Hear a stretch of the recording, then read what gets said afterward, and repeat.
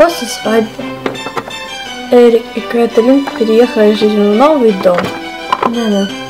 Но потом ясно, что у них уже появились прекрасные дети. Ха-ха, не догонишь, не догонишь. Поймал тебя.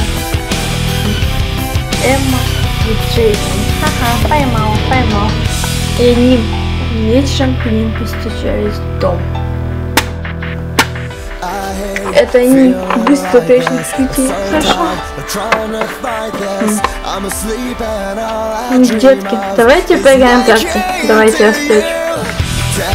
Давайте, детки, сидите тут тихо и не шевелитесь. Сейчас придет папа и будет вас искать, только не шевелитесь, чтобы он не нашел.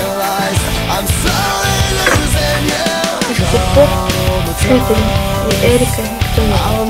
Они пропали без вести.